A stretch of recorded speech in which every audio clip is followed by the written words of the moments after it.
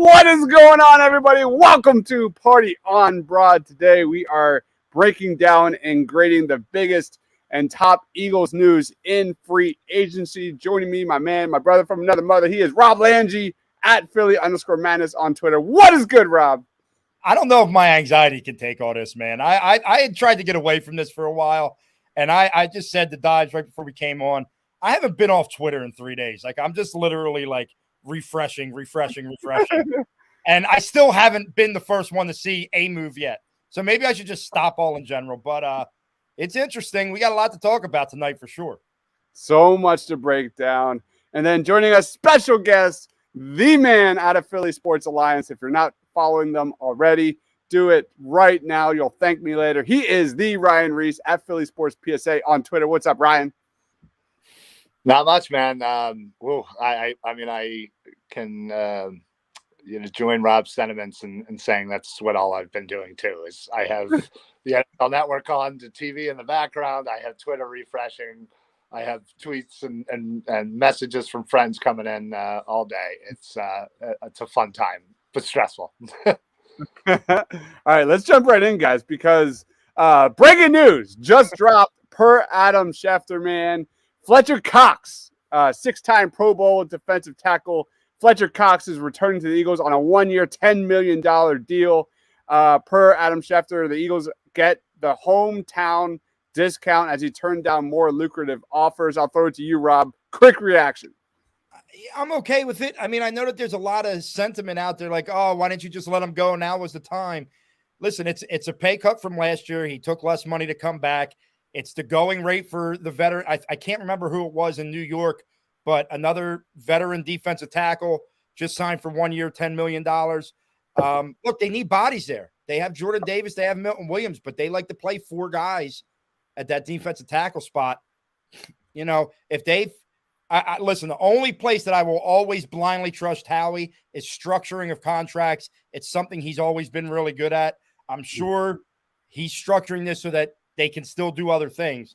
I mean, I'll take it. They needed another defensive tackle. Why not take, a guy that's been a staple for so long? Darth Pooh's in the house saying there is no sentiment. He's still a monster. This is a huge discount per Darth Pooh. What about you, Ryan Reese? What's your reaction? Yeah, I quite literally found out about 3 seconds ago. I was the only time I wasn't directly on Twitter. I'm very, very happy. As Rob said, we absolutely need bodies there. Losing Hargrave is a big hit.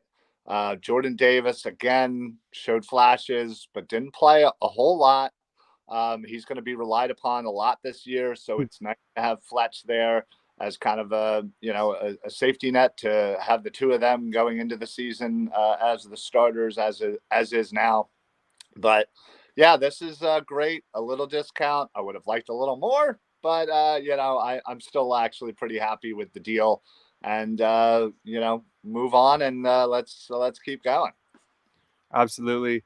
Next Shift is in the house saying, I'm glad it's just a 1 year. I'm cool with it. Time for Jordan Davis to learn big time now. Man, so much pressure is on Jordan Davis. We'll get to Nick Kobe Dean probably on a different show. But Jordan Davis, man, he has to take that next step. It's not a great draft for a defensive tackle this year. And to have a guy like Fletcher Cox that can kind of officially pass the torch to Jordan Davis, man, it's a great move for the Philadelphia Eagles. Keep the comments coming, guys. We're going to do some quick hits in this one. Let's jump right to our next one. As I get to here is Darius Slay. Holy cow. Per Adam Schefter, Eagles and Darius Slay could not work out a restructured contract, and he became a free agent today. There could be some news because just as we were going live, there were some tweets. But you look at the numbers here between Darius Slay, weeks 1 through 6, and weeks 7 through the Super Bowl. His play dropped, and that's saying it lightly. I'll throw it to you, Ryan, first, man. Quick take on Darius Slay and his time ending with the Philadelphia Eagles. Yeah, I think once we kind of heard the news, there was a struggle to restructure his contract. I think a lot of people kind of saw the writing on the wall. It's unfortunate, sad. I think a lot of Philly fans love Slay, and rightfully so. He was very good here, but you're right. The second half of the season, it definitely dropped off, and he's 32. He's going to be 33 in season next year, and from what I understand, he was looking for that third year, and Howie just wasn't going to be able to give that to him. So it sucks, but I think now's the right time. He's making a ton of money, and they designated him post June 1st, so we can kind of spread the money around, so the cap, hit is spread out. And listen, there's a couple of nice CBs at around 10 that could easily fill the role to pair with Bradbury. So. It sucks, but it's the right time, unfortunately. This move screams Howie Roseman learning from his mistakes in the past. That's what this is. It's not, Darius Slay clearly wanted 3 years guaranteed. Next Shift chimes in saying Slay to the Baltimore Ravens via trade or signing. It was very possible. Slay is a good football player, man. But staying away from those contracts that just drag down this team, especially with a massive Jalen Hurts extension on the horizon. I love this. I think this is just Howie learning as he goes here with the Philadelphia Eagles, man. Rob, thoughts? Yeah, I mean, I agree with that sentiment. I do agree that this shows some growth in Howie. But, man, is Slay not great on Twitter? Because he has people in a freaking uproar right now because he said one thing, then his wife tweeted some eyeball emojis, then he tweeted some eyeball emojis, and at the end of the day, it probably all means nothing, but it has us all on the edge of our seat yet, because on top of all this, the league year started, and the Eagles haven't released them yet. So now people are trying to put everything together. I'll say this.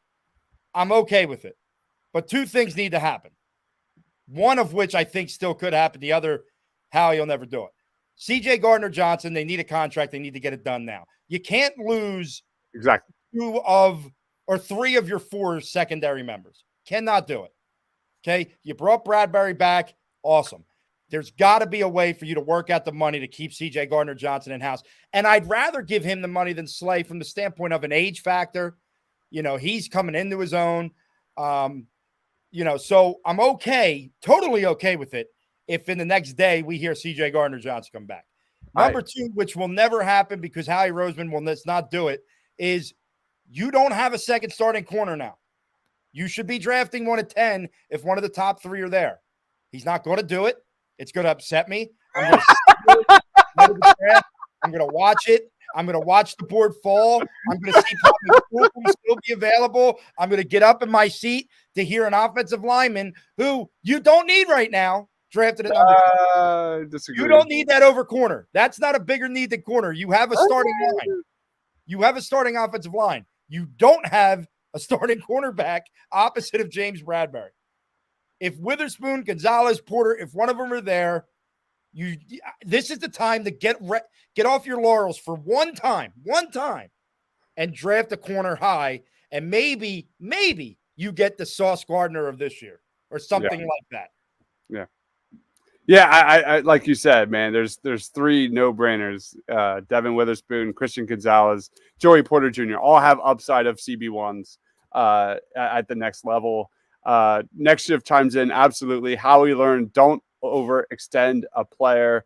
I like the brass balls of Howie, man. The Phillies have made that mistake in the early 2010s, man. I'm glad the Eagles are treating this still as a business, and Howie's not getting emotionally attached. It is a good thing.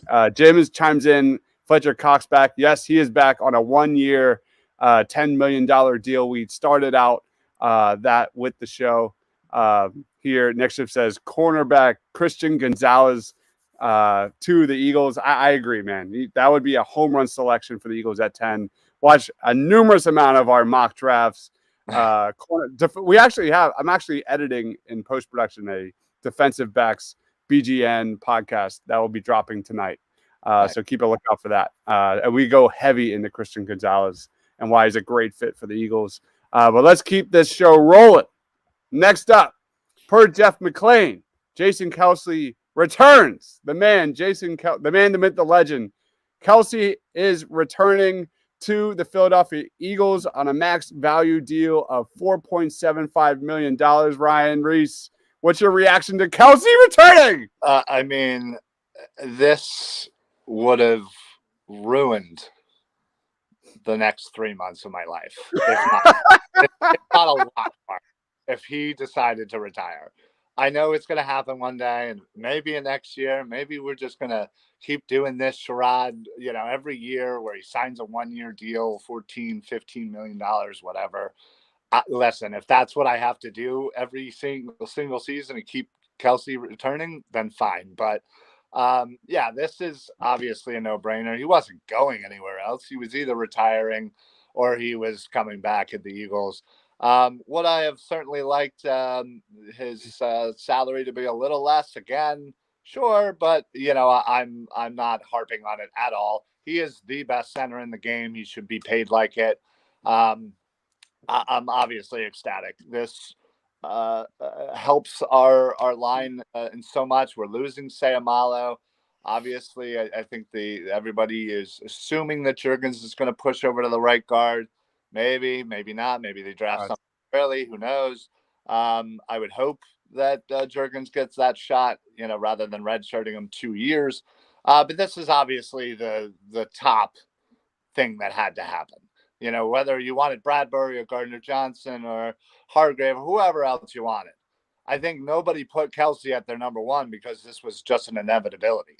Like, he was either returning or retiring, and I'm glad to hear it. Now let's move on and let's rock and roll. The mayor is back. I'm low-key super excited to watch Kelce and Cam Jurgens with their ability and athleticism to pull and get into that second level. Bam!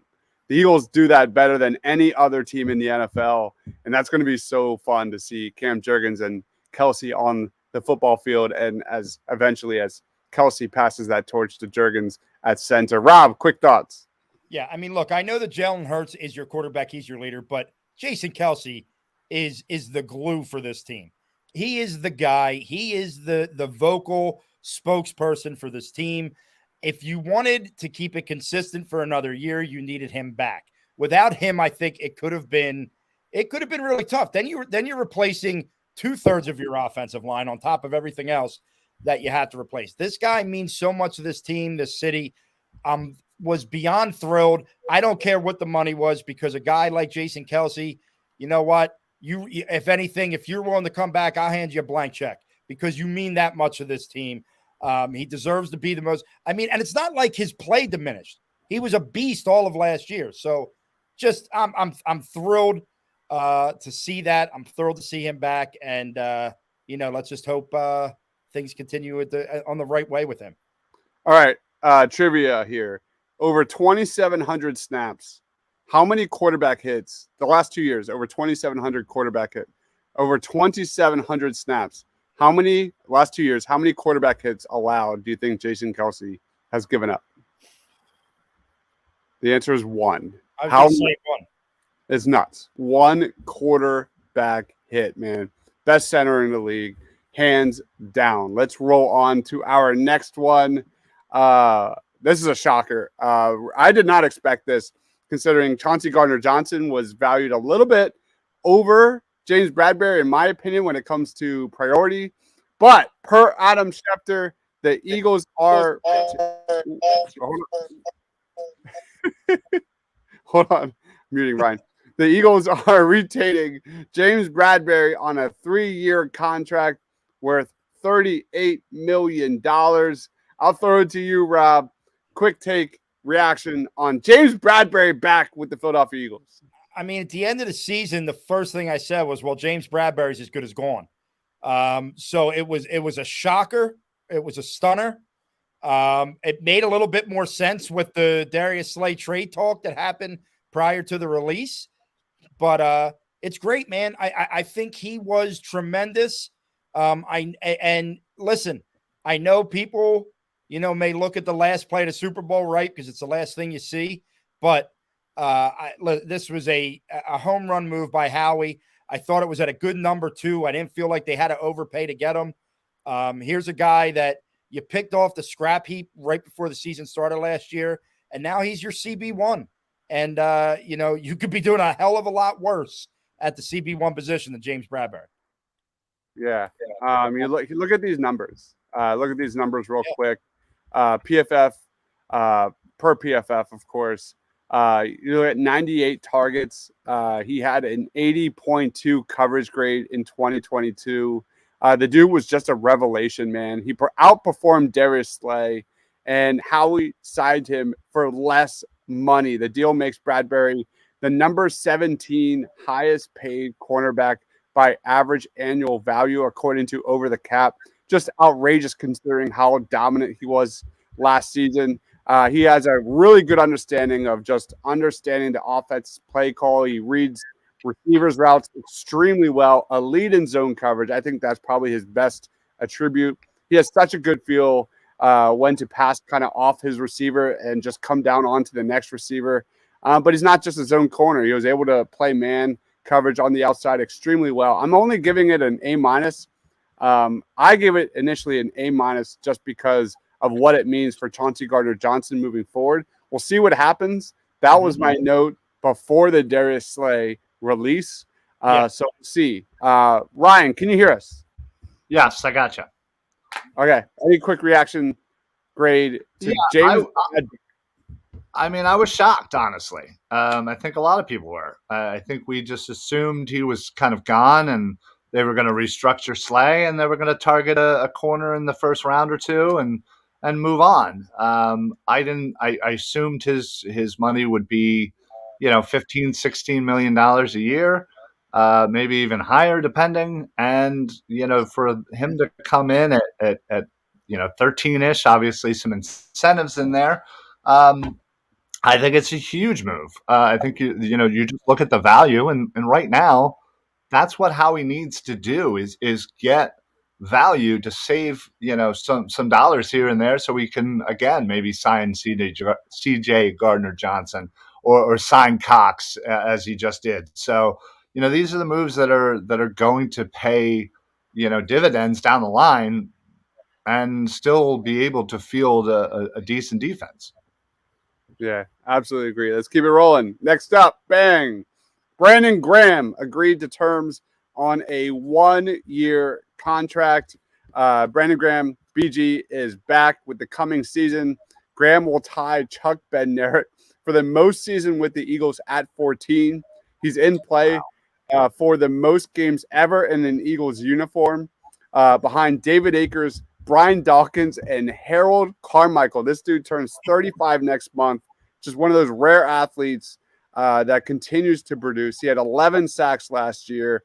And I think the biggest thing with Brandon Graham coming back, even Fletcher Cox, is everything he does off the football field. Like, there's so much change happening on this defense.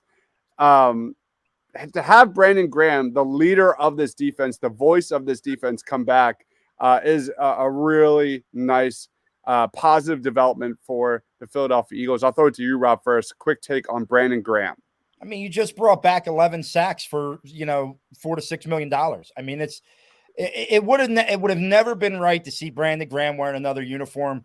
When you think about everything he's been through here, from the draft day when people wanted to kill him because it wasn't Earl Thomas, having to change to a 3-4, not really fitting the system, only to finally come back to a 4-3.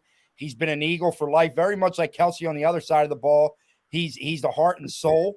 And it just feels right, even if this is the last year, it feels right to have him back. And I think it was a solid move once again by Howie and the Eagles.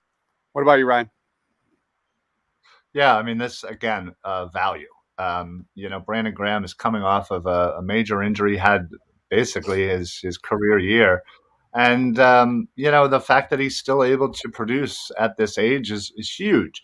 And you're right, you still need a lot of that veteran leadership on this defense, as we have a bunch of young guys already, and we're about to grab a couple of young defenders, hopefully, in next month's draft. So having Graham, having Cox, that line is I'm happy.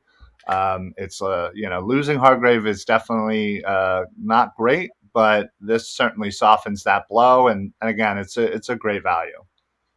There's going to be a lot of torches passed. Like Rob said, maybe they go cornerback and have that torch passed from Bradbury to the next guy. Who knows? Or maybe it's Brandon Graham to like a Miles Murphy at number 10. I don't know. But I think that's my vibe right now with a lot of these signings. 1-year deals. I really, really like it. Let's roll on to our next one. Rashad Penny. Rashad Penny signs with the Philadelphia Eagles. 1-year contract, $1.35 million with $600K guaranteed, man. This is just Howie Roseman at his finest. He's just a perfect fit for the Eagles offense. You've got Rashad Penny. You've got Kenny Gainwell, Boston Scott. On top of that, $3.5 million total, man. That is Howie Roseman, baby. I absolutely love what he's doing with the running back position. He only has the biggest thing here is Rashad Penny only has 11 starts in his career. Last year, he played in 5 games before breaking his leg and missing the rest of the season. He averages 5.7 yards per carry for his career. He has really good size at 220 pounds, but he runs a 4.46. He's a bigger, faster Miles Sanders. If Penny can stay healthy, and that's a really big if, we're not going to lie here, he should have no problem thriving behind the Eagles O-line. This is a downhill runner who breaks tackles with good vision, good footwork. He's patient behind the line of scrimmage. Really good burst, finds a hole.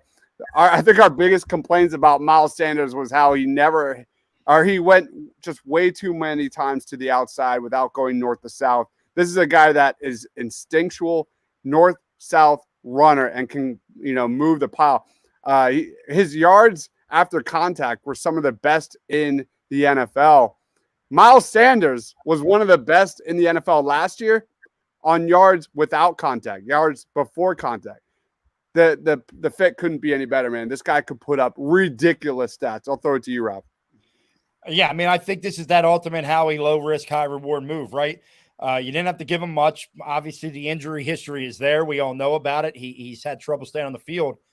But, I mean, averaging over 6 yards a carry when he is on the field behind this offensive line, I think it's clear that the Eagles do the committee approach here. And, you have him, you have Gainwell, and you have Boston Scott. And, maybe they still draft a guy and you don't – maybe Boston Scott is expendable at that point.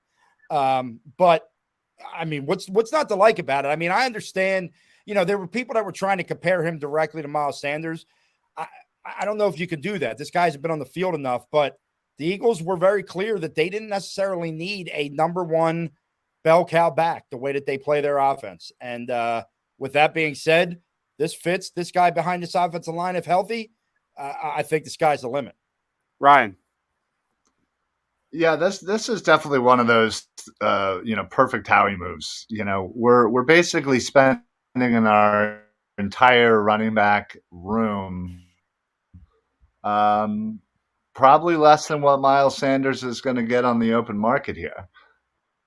And to me, that's genius. I mean, it's clearly the running back has been devalued over the last decade or so. How many times do you see a true number one guy go down and the no-name backup comes in? And, I'm perfectly fine with this. And the fact of the matter is that if it wasn't for the health, Rashad Penny would be a pretty big running back in this league. As you said, he has a great yards after contact, and you're going behind the best offensive line in football. So I think it's a beautiful combination that could really spell disaster for defenses around the league. Honestly, if he stays healthy, and the fact that he's so cheap, it was a great move. When I heard it, I was ecstatic. Always been a fan of Penny. Hope he stays healthy. Do we think the Eagles still spend any draft capital at the running back position? I mean, if I the right wouldn't guy's doubt there, I think they should. I'm not like I know that we all love Boston Scott, but it's like I don't mind upgrading that spot, that third running back in the committee. I like Gainwell for what Kenny Gainwell is. But the fact of the matter is, Rashad Penny has not been healthy. So you need to have another back in here because if he's out, you need another guy to step into that role. So I don't think it should deter him. But any dreams of some of these idiot mock drafters out there that the Eagles are going to take a first round running back? Yeah. I hope you understand that was never going to happen. So Bijan at 10 ain't happening now? Come on. I'm sorry, Todd McShay, who's supposed to be the guy that's been doing this forever. I don't know why you would have even mocked him, but no, that's not happening. Never happening. Never. All right, let's roll on to the Giant Killer. The Eagles are re-signing Boston Scott on a 1-year contract worth around $2 million. Ryan, quick thoughts. I mean, this is a no-brainer. He's been here for years. As you said, the Giant Killer, even if he's good for 2 games a year, who cares? He's cheap. He's a good spell back. And they do love him here, but also, again, he's not making that much money where it's, he's not integral to the running game. He could easily be replaced by a draft pick, but running backs here, and you even have Trey Sermon if he ever surfaces. I couldn't be happier with the running back room. A lot of people. There were a lot of names that are being floated out. Of people that could be available. Derrick Henry, Austin Eckler, like that obviously was never happening. And I like it this way. The running back position is super devalued, and why not just have the perfect committee moving forward that makes less than $5 million rather than spending $5, $6, $7, $8, $9, $10 million on a running back? Meanwhile, the Dallas Cowboys have released Zeke Right. You just don't running backs that high. You just own it. He's going to make more money from Dallas not playing there than our entire running backs. Yeah. I love it. What about you, Rob? Yeah, I mean, I'm okay with it. I'm not like, oh, I can't believe you did that. I was kind of looking forward to the idea going into the offseason with a need because I really wanted to see them draft a young guy and kind of do what you did with a Miles Sanders, where you have a guy under contract for 4 years, 5 years, whatever it is. So you have them real cheap, and that's why I said they still may. I would have been okay if Boston Scott, if they said it's time to move on and moved on. But I mean, I'm not going to sit here and say it's a huge deal. They gave him what, $2 million? I mean, it's not like they're breaking the bank for him. So, okay, works for me. All right. We're just going to wrap it up here. I'll throw it to you, Rob, first. Like, how would you grade the first few hours of official free agency for the Philadelphia Eagles, A to F? Well, the cheating answer would be incomplete after and I only say that because of the Darius Slay release, and I want to know what comes next. But I'd probably give it a B with a very strong chance of becoming an A, depending on – I mean, look, if you would have told me there was a chance that they could retain Bradbury and Gardner Johnson, I would have told you that's crazy. I would have told you there's no chance in hell that they're doing it. But if they have the ability to keep those 2 guys, it's an A. The offseason's an A. Because you know that Howie will still get a couple of those tier B, tier C free agents on 1-year deals. I don't know if it's a 1-year deal, but one guy I'm keeping my eyes on because they lost 2 linebackers. I know he's older, but Bobby Wagner had a hell of a year last year. And wouldn't you love to bring him in, with Nakobe Dean and let Nakobe Dean learn from a seasoned vet like that? If you could get him at the right, there's a couple linebackers out there that I'd like to see. But honestly, you give me Chauncey Gardner-Johnson, I'm ready to give you an A till the draft, regardless of what happens. Love it, man. A lot of positivity. What about you, Ryan? It's very rare. That's right. Yeah, honestly, I mean, going into this, we had 20 free agents. We knew it was going to be rough. We knew it was, we're going to lose some guys, and we're going to be sad about it because, we got attached to these guys. But, at the end of the day, it is a business. And I think knowing how much little money we had to play with and knowing how many free agents we had, I call this offseason so far a definite success. Again, I think the Chauncey Gardner would be just the icing on the top of the cake. If you tell me, hey, listen, all four of our starters are kind of up in the air in the defensive backfield. If you can retain two of them, one of them not being Marcus Epps, I'd be happy. And they have a chance to do that still. So Gardner Johnson would absolutely make this an A for me.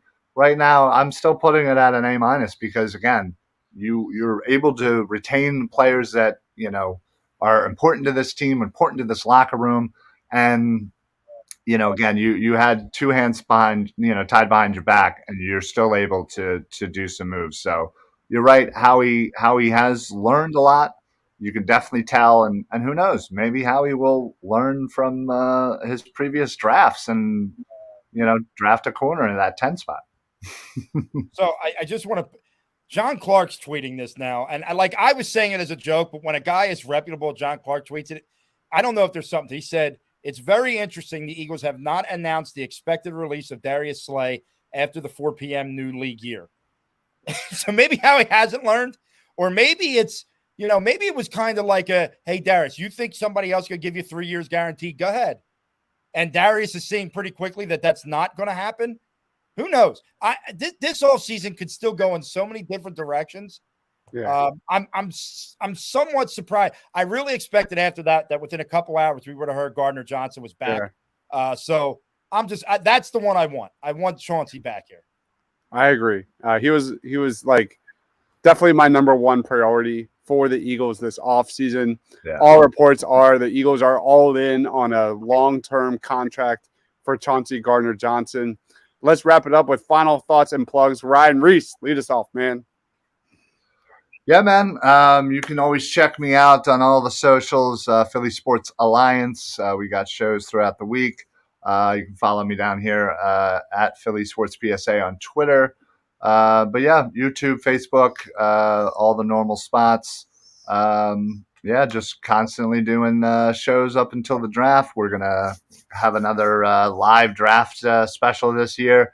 So we'll be going out amongst the people and doing a nice little live action going on, talking about the draft right before, probably that Saturday or Sunday. So we'll announce that. But yeah, just give us a follow, like, share, whatever, all the fun stuff, and obviously follow everybody here too, because this is what we love. This is what we do, man. Appreciate the support. Ryan Reese, the man at Philly Sports Alliance, amazing coverage on Eagles, Sixers, Flyers, you name it. It's amazing stuff. Facebook, Twitter, wherever you get your Philly sports content. Rob, you're up, man. Final thoughts, plugs. Ryan, he liked you so much, he wanted you to plug yourself again. Yeah, I'll do it again. All right. You find me right here every week, every Wednesday, Party on Broad. I love being back. I know it was a little bit of hiatus for me over the last 5 or 6 months, but I'm glad to be back on a weekly show. Glad to be back with, as very finely stated earlier, my brother from another mother. This way. Yeah, this way. Dives. And, so you catch me here, catch me on Twitter, Philly_Madness. Awesome new draft series coming probably tomorrow night, maybe Friday, probably Friday at noon with Mark Schofield, the great Mark Schofield. We are breaking down every position of the 2023 NFL draft, leading with quarterbacks. Not necessarily doing position rankings, but more so like biggest boomer bust, highest ceiling, things like that. Just more categorical. It's going to be an amazing show. If you don't know who Mark Schofield is, just an amazing analyst, especially he's like probably one of the best quarterback gurus there is. So if there's anything you want to know about the quarterback position, especially non-Eagles fans, you're going to be learning a ton. I promise you. but we're going to hit all the major positions like cornerback, like safety, like linebacker, like running. It's going to be a great show. That's going to be every Thursday moving forward. It's not going to be a live show because I'm going to throw in the highlights. I'm going to throw in the graphics and do things like that. Last night we recorded for Bleeding Green Nation another draft special on the top 10 defensive backs. I'm in the post-production of that. That will be dropping tonight, as well as the cliff notes of that. So it's just a condensed version with highlights of our main sticking points for every single prospect, everything you need to know about the draft. Ryan Reese, we need to do another mock ASAP. It's been too long. It's been over a week. What are we doing? Me and Ryan were doing like a mock every week.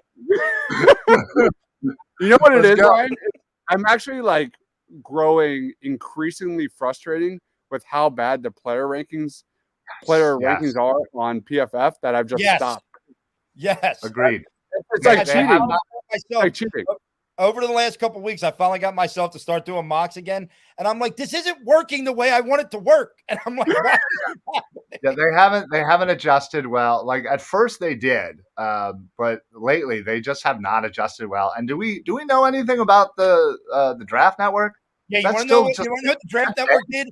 Those stingy bastards. You know, I went on their website and I re-upped my yearly membership, thinking, oh, maybe that's what I need to do, because I would click on the be a part of the campaign to test their new beta system. So I redid my whole thing. I gave them my $30 and I clicked on it and it didn't work. I was like, wait. No. I just paid you $30. I want a mock draft, damn it. Give me a mock draft. I paid you $30 for it. They have lost so much money. I know they've been reimbursing a lot of people. It's really sad. Don't get your money back. Yeah, I know. That was the go-to last draft. Yeah, it was. I love that one. Yeah, I just don't get it. Like they were on top of it, and now it's like it's like everybody just left the building. Yeah. Rufus is in the house saying, "What's up, fellas? Thanks for joining, Rufus. We are wrapping up shop here. Again, there will be another party on Broad, probably dropping on Friday. More NFL draft content. So yeah, my man, he is Rob Lange over there. Go check him out. Awesome follow on Twitter at Philly_Madness. Ryan Reese of Philly Sports Alliance.